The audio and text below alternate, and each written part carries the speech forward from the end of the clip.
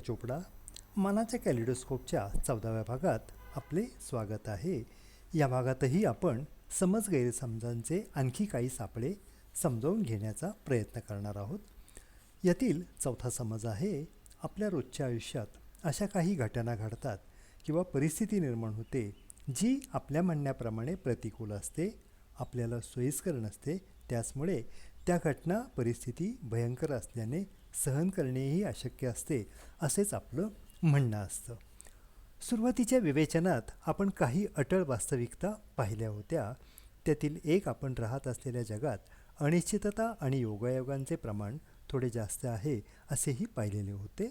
अनिश्चितता किंवा कशाबद्दलचीही अनसर्टन्टी आणि कोइन्सिडन्सेस म्हणजेच योगायोग, याचा अर्थ आपण अपेक्षा करत असलेल्या परिणामांची प्रत्येक वेळी खात्री नसते असाही होतो. तसेच अनपेक्षितपणे जे अपेक्षित नव्हते तसे घडले असा योगायोगही असतो. असे काहीही कधी आणि केव्हा घडावे किंवा घडू नये यावर मात्र ना आपला ताबा नसतो असाच आहे.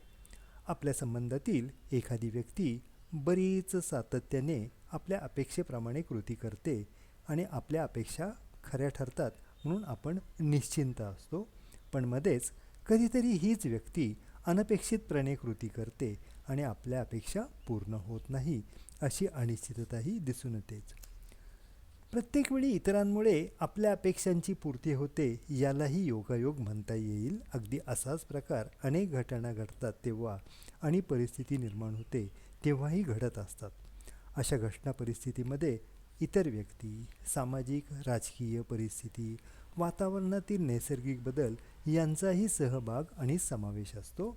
यातील अनेकांवर आपला खरं तर ना ताबा असत नाही, म्हणून त्यांच्यामध्ये आपल्याला हवे तसे बदल करणेही शक्य नसते. आपण फार तर इतर व्यक्तींकडून आणि घटना परिस्थितींकडून आपल्याला हव्याशा परिणामांची किंवा प्रतिसादांची अपेक्षा ठेवू शकतो, मात्र त्यांनी आपल्याला पोषक, अनुकूल पद्धतीने असावे, कृती करावी किंवा घडलं पाहिजे अशी मागणी किंवा हट्ट जेव्हा करतो तेव्हाच इतर व्यक्ती, घटना, परिस्थिती आपल्याला प्रतिकूल आहे, पोषक नाही अशी आपण तक्रार करायला लागतो, कुरकुरत राहतो आणि स्वतःला अस्वस्थ करून घेत असतो. इतरांनी सतत आपल्या मनासारखे वागावे, घटना प्रत्येक वेळी आपल्याला हव्या तशाच घडाव्यात, परिस्थिती नेहमीच आपल्याला पोषक असावी, असं कायमच खात्रीने घडेल असे कोणतेही स्पेशल वरदान आपल्याला मिळालेले नाही. पण आपली इच्छा, अपेक्षा यांची पूर्तता प्रत्येक वेळी झालीच पाहिजे असे वरदान आपल्याला मिळालेले आहे, अशा आविर्भावाच्याच भागात आपण कायम वावरत असतो, जो गैरसमज आहे. त्याचमुळं बरेचदा आपला अपेक्षाभंग होतो, हिरमोड होतो किंवा आपल्याला अपयश येते. अशावेळी इतरांना प्रतिकूल ठरवून, भयंकर ठरवून, असह्य ठरवून ना इतरांमध्ये काही फरक पडतो किंवा आपली अस्वस्थताही कमी होत नाही.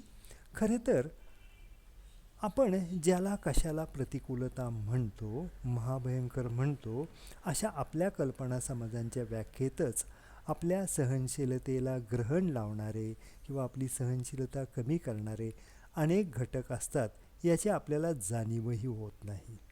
आपल्या जुन्या मित्रांच्या उदाहरणांचा रेफरन्स वापरला तर हाच प्रकार कसा घडतो याचा थोडाफार खुलासा होईल. समीरला त्याच्या भावंडांकडून आणि मित्रांकडून ब्लॅकबेरी अशा नावाचा वापर झाला, हे खरे आहे. या घटनेला समीर आपला अपमान समजला आणि त्याच्या आईनेही खरोखरच अपमान आहे असं म्हणत समीरला साथ दिली. त्याचमुळे माझ्या बाबतीत जे काही बोलले जाते त्याला समीर महाभयंकर प्रतिकूलता समजला आणि त्याचमुळे असे काही सहन करणे अशक्य आहे हे त्याच्या संतापातून, भांडण्यातून आणि आक्रमकतेमधून दिसू लागलं. असाच प्रकार 12वीच्या परीक्षेत अपेक्षित मार्क पडले नाहीत म्हणून प्रमोदच्या बाबतीतही घडला. अपेक्षित मार्क पडले नाहीत ही वास्तविक घटना खरं तर होती. मला किती मार्क्स पडावेत अशी अपेक्षा प्रमोदच नाही तर सगळेच विद्यार्थी करू शकतात. मात्र मला अपेक्षित मार्क पडले नाहीत ही अतिशय भीषण प्रतिकूलता आहे असं ठरवल्यामुळे प्रमोदला हे वास्तव सहन करणेच अशक्य झाले होते. या अस्वस्थतेमुळे आपण कमी मार्क्स मिळवून पास झालो आहोत या वास्तवाचा स्वीकारही तो करू शकला नाही. तर मला पेपर तपासताना किती मार्क्स पडलेच पाहिजेत किंवा दिलेच पाहिजेत असा स्पष्ट आदेशच तो अनोळखी पेपर तपासणाऱ्या त्रयस्थ व्यक्तीला देत होता असेही दिसून येते.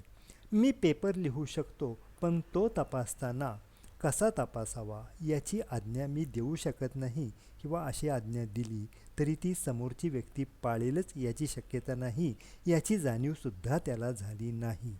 येथे प्रतिकूलता आणि भयंकरपणा प्रमोदने रिझल्टवर प्रोजेक्ट केला, म्हणजे त्याला मिळालेल्या मार्कावर त्याने तो आरोपित केला आणि स्वतःला पराकोटीचे निराश करून घेतले. सचिनला शिकून आपल्या पायावर उभे राहायचे होते, ही खरं तर वस्तुस्थिती होती. चांगले मार्क पडल्याने मेडिकलला प्रवेश मिळाला म्हणून आता त्याने डॉक्टर व्हावे अशी सचिनच्या वडिलांची इच्छा होती आणि आग्रह देखील होता.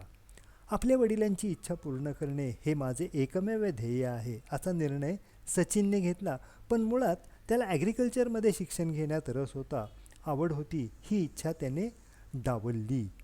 कोणत्याही परीक्षेत आपण पास होण्यासाठी फक्त चांगला अभ्यास करून भागत नाही, तर त्या विषयाबद्दल आवड असली पाहिजे हा मूळ उद्देश सचिनने दुर्लक्षित केला आणि एका विषयात नापास झाला.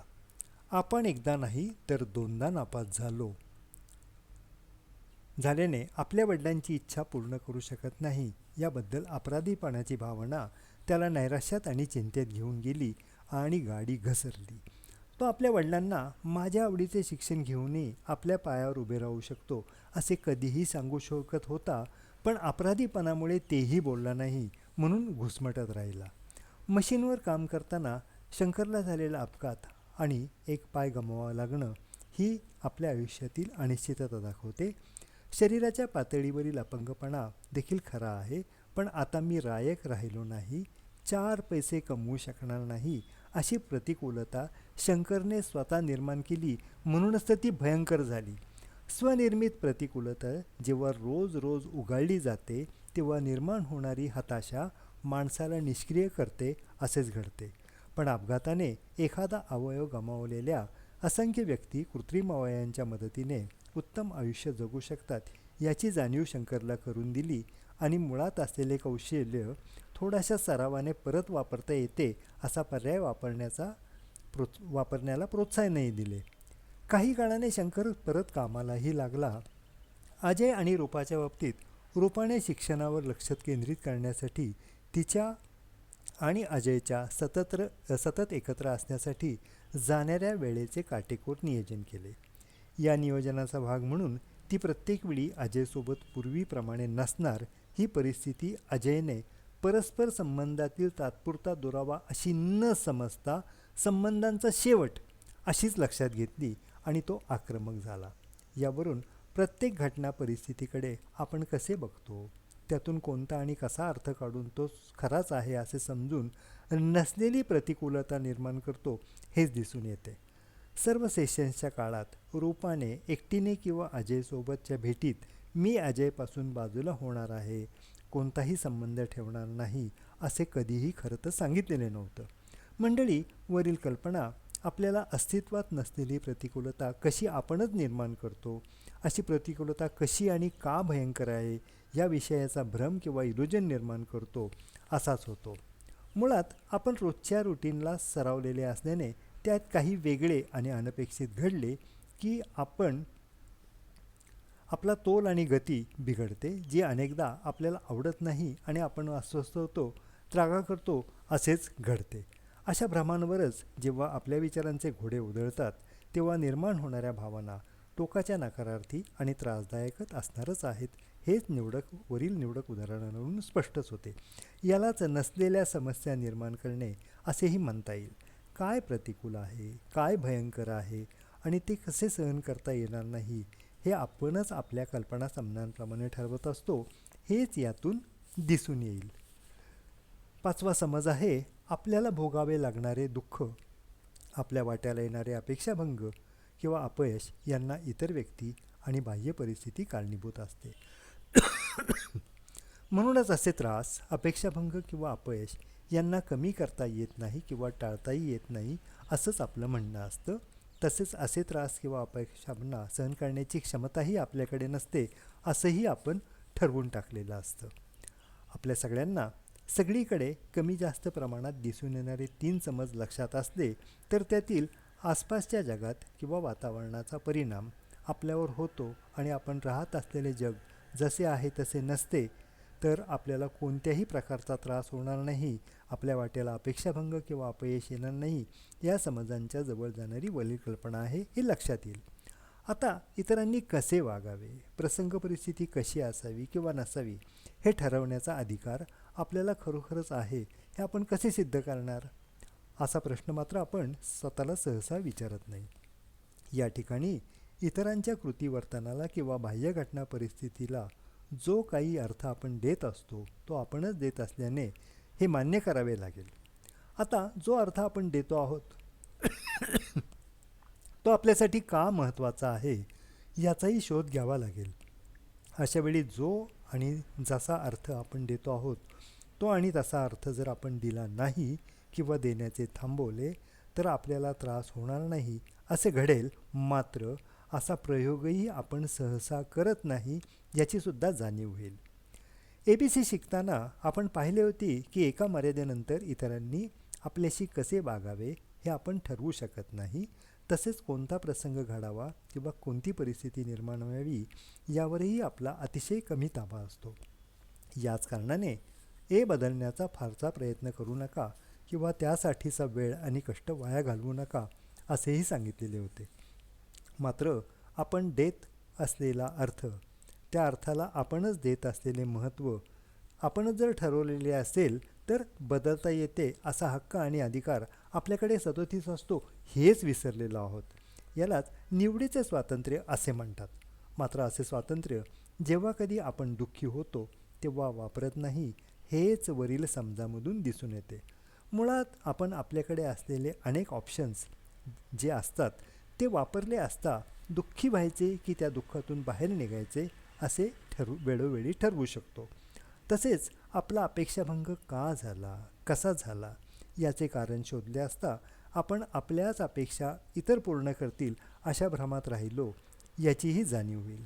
अशावेळी होणारा अपेक्षाभंग किंवा इतरांना किंवा परिस्थितीला गृहीत धरण्याची आपली सवय कारणीभूत असते हेच आपल्या लक्षात येईल. अशावेळी आपल्या कोणत्या कल्पना बदलायला हव्यात याचीही जाणीव आपल्या मनात निर्माण होणाऱ्या खास करून त्रासदायक भावना निर्माण होईल. आपल्या मनात निर्माण होणाऱ्या खास करून त्रासदायक भावना जोपर्यंत इतरांमुळे किंवा बाह्य प्रसंग परिस्थितीमुळे निर्माण होतात असा आक्रोश आपण करणार आहोत तोपर्यंत आपल्याला होणारे दुःख वेळोवेळी होणारच आहे. कारण there is nothing upsetting in our life but our thinking about it and anything and everything makes it so. आपण जणू काही टेलिव्हिजन आहोत आणि आपल्या संबंधातील इतरांकडे आपला रिमोट कंट्रोल असून ते जो काही चॅनल निवडतील तसाच कार्यक्रम आपण दाखवणार आहोत असेच या कल्पनेतून अर्थ होतो. आपल्या मनात निर्माण होणाऱ्या भावना आपल्या कल्पना समजांचे जसे स्वरूप आहे त्याच प्रकारच्या असतात. इतरांचे वर्तन किंवा बाह्य परिस्थितीला आपण देत असलेला अर्थ आणि महत्त्व देखील आपल्या कल्पना समजांच्या स्वरूपाप्रमाणेच दिला जातो. असा अर्थ दिला की त्याप्रमाणेचे विचार आपल्या मनात सुरू होतात. विचारांचा वेग आवेग वाढला ही भावनांची निर्मिती सुरू होते आणि त्या आपल्याला जाणवल्या की आपण सुखी किंवा दुःखी होतो असेच घडते. भावनांचा फुगा विचारांच्या गतीप्रमाणे फुगत उंच जातो आणि आपल्या मेंदूतील हायपोथॅलमस आपल्या शरीरात तसतसे बदल करतो. आता या सगळ्या प्रक्रिया आपल्या मेंदूत घडत असतात. तर कशा घडाव्यात किंवा घडू नयेत याचा ताबाही आपल्याकडे असतो. पण या वास्तवाची माहिती नसते. म्हणूनच तर आपण अनेक भावनांच्या कचाट्यात सापडून कधी भीतीला बळी पडतो, संतापाने वेडेपसे होतो, सूड घ्यायला सरसावतो, चिंताग्रस्त होतो किंवा निराश होतो. त्यातच आपल्यावर असे काही संस्कार झाले आहेत आणि अशी काही शिकवण आपल्याला दिली आहे की जाणवणाऱ्या भावना म्हणजे स्वर्गीय देणगी असल्याने त्यात आपण तरी काही बदल करू शकत नाही असं आपण मनोमन ठाम ठरवूनच चाललेलो असतो. जेव्हा कधी खूप दुःख होते, नैराश्य येते, संताप येतो, अपराधी वाटते, चिंता वाटते तेव्हा लक्षात घ्यायला हवे की आपण इतरांच्या कृतीवर्तनातून जो अर्थ काढत आहोत किंवा परिस्थितीमधून जो काही अर्थ काढत आहोत तो अवास्तविक अतार्किक असून व्यवहारी शहाणपणाचा नाही. आपल्या मनात कोणत्या भावना निर्माण हव्यात, त्या किती तीव्र असाव्यात, त्या किती काळ टिकाव्यात यावर नेहमीच आपला ताबा असू शकतो. मात्र असा ताबा मिळवण्यासाठी इतरांना जबाबदार धरण्याची वृत्ती कमी करून आपल्या समजकल्पनांची तपासणी करण्याची सवय लावून घेतली पाहिजे. सातत्यपूर्ण सराव सुरू केला तर आपल्या मनातील अनेक प्रकारच्या भावनांवर आपण ताबा मिळवू शकतो. वरील दोन्ही कल्पनांमध्ये वास्तविकता कमी असल्याने त्यांचा स्वीकार आपल्या मनात भावनिक अस्वस्थता निर्माण करतात. असेच घडते. हे विवेचन आपल्याला आवडले तर मित्रपरिचितांना जरूर फॉरवर्ड करा. काही शंका किंवा अडचण आल्यास मला कळवा, त्यांचे निराकरण करण्याचा प्रयत्न करीन. आणखी काही समजकल्पना पुढील 2-3 विवेचनातून सुरू राहणार आहेत. तेव्हा परत भेटूच. धन्यवाद.